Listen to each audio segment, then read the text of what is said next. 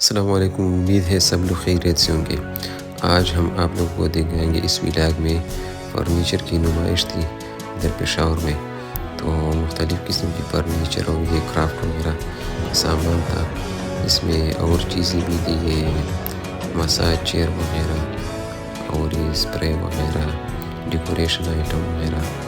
तो वीडियो आखिर तक देखिए। उम्मीद है ये वीडियो आप लोगों को पसंद आ जाएगा। तो इसी तरह वीडियो देखने के लिए चैनल को सब्सक्राइब कर दें।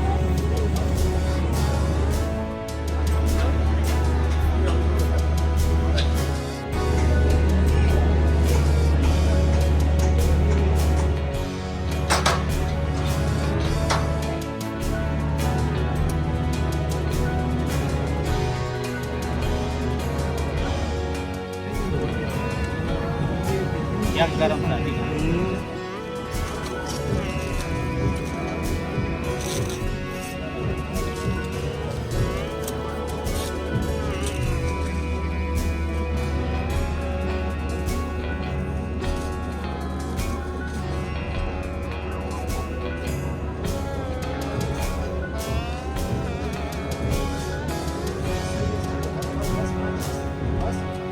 से तस्दीक करवा लें ताकि आपको डिलीवरी टाइम से मिल जाए।